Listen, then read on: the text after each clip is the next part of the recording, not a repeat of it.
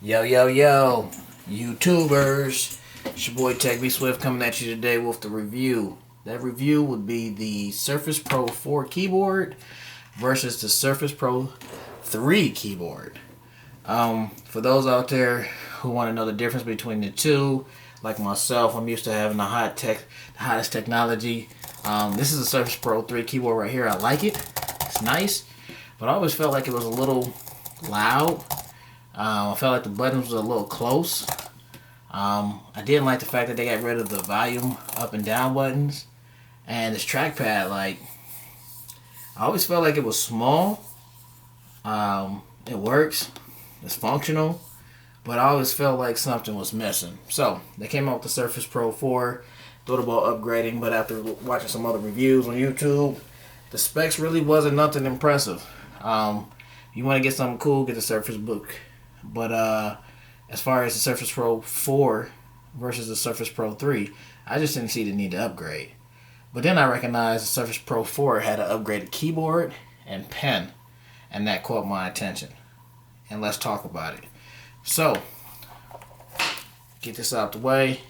Say hello to the Surface Pro 4 keyboard. The blue one is the Surface Pro 4. The black one, I hope you still can see it in the frame, is the Surface Pro 3. Right off the back, you'll notice the difference is the trackpad. The trackpad on this one is 40% bigger, and it feels like it. I mean, it's no question. Like, you notice it right away. It's instantaneous. You know it. The trackpad itself, instead of making it made out of like a hard plastic material, it feels like it's made out of like a glass material now. Like your fingers slide. I mean, you just feel like a DJ right now. Chicka chicka chicka.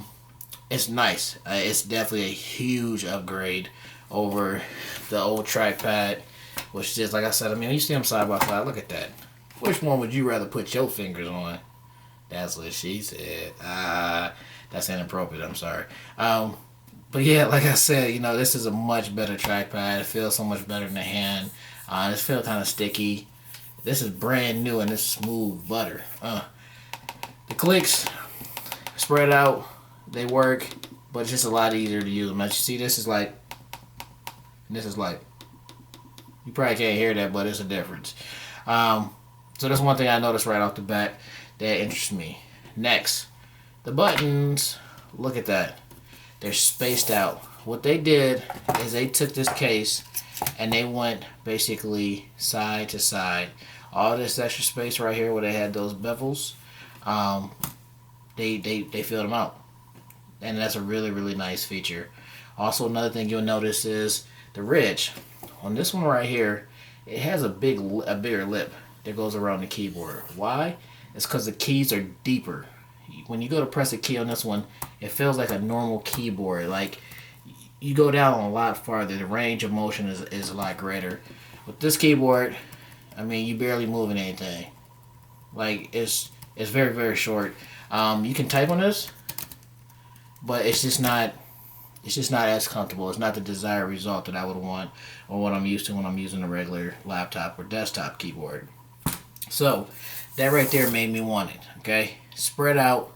They got space between the keys, unlike these right here that's right next to each other. The keys are a tad bit smaller, but you don't really notice it when you're typing. You know, I'd be like, Tech B Swift. I just spelled that wrong, so don't try to call me out because I called myself out first. It's 12 o'clock at night. I don't care. Got a drink in my hand, but whatever. So they made the inner key a lot bigger. As you see, compare the inner keys. It's much, like I said, it's just more like a regular keyboard. I mean, like I said, the inner key is bigger. Shift key is bigger. Up and down, it feels comfortable.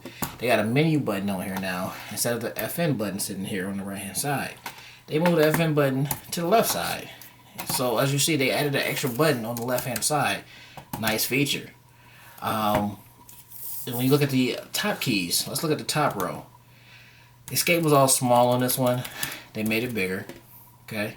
All the dedicated F buttons are up here, and they also brought back the volume button, which is my favorite thing. You're gonna use a volume button more than you use anything else. A nice feature that they added with the new Surface Pro 4 keyboard FN. When you press FN once, it stays on. So if you need to press these FN keys over and over and over, the secondary keys, num keys, whatever it is, it works. It just stays on. That's a really nice feature. So like I said, as far as the two keyboards, is it worth the upgrade? It's hard to say. And this is why I said it's hard to say. You got a fully functioning keyboard. You've been used to for a while, if I'm assuming if you had the Surface Pro 3 or if you had the Surface Pro 4 and got this keyboard for whatever reason, and you're used to it now, you spent some money on that. If you can afford to upgrade and not take a big loss, maybe sell this and cover the majority of the Surface Pro 4, I would say do it in a heartbeat. I had no intention on spending the extra money right now to get this keyboard, but then I ran across a deal that I couldn't pass up. They called me Deal Swift. Like, I'm always looking for a deal. I'm that guy that waits around for that old guy who's having a midlife crisis, buy that sports car, fresh off the lot, fresh off the showroom floor. Then he realized he'd get home, and the reason he went to that car dealership was to get a minivan because he got a family of 6 at home. He can't do nothing with that sports car. I'm that guy that buys that car when he returned it because he already drove it off the lot. I'm getting it for the used car price, you know? Yeah. But anyway, so it was like, for me, the deal I got on this, I couldn't pass it up because this keyboard alone, if I sell it for $50 on eBay, it's gonna cover the cost of this. You feel what I'm saying right there, right? It's a good deal. So if you can afford it, or if you can find a great play, I would definitely say to upgrade to this keyboard. It fits the same. I have a Surface Pro 3. Throw it on. Boom, there we go right there. And it works like a glove. It's just a nice feeling keyboard. Another thing I like about this one, see if I can get in for you guys. This one, it still folds up, just like the old one. But now when it folds up, you can see the whole bottom of the screen. And you still can touch it if you need to. Boom, touching it. With the old Surface Pro 3 keyboard, and I'll show you guys that real quick. Man, I love how strong these magnets are. Can't get enough of that. The old Surface Pro 3 keyboard, you fold it up, boom, look how much more room that takes. I can't really reach that. I can touch it if I press the keyboard down, but it goes a lot higher. So, once again, if you can afford to upgrade, or if you buy it fresh, without a doubt, this is a huge upgrade over the Surface Pro 3 keyboard.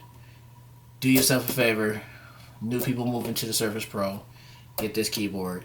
I have a MacBook Retina, 16 gigabyte RAM. I love my MacBook for when I'm programming and coding and stuff like that. But as far as everyday use, I can't get enough of my Surface because it does it all in a lightweight package that's portable. And it has long battery life as well too. So, have any questions about this? Want to know anything else about it? Oh, that's the one other difference I'll tell you now. Is with the old keyboard, it was loud. With the new keyboard, it's much quieter. And I'm not trying to play you. I don't want people to say, well, one was sitting on the thing, one was not. Old one, new one. It's a much more flat sound. This one is a lot more hollow. So, once again, questions, holler at your boy, please subscribe. Tech B Swift is out. This is the Surface Pro 3 versus the Surface Pro 4 keyboard. Holla.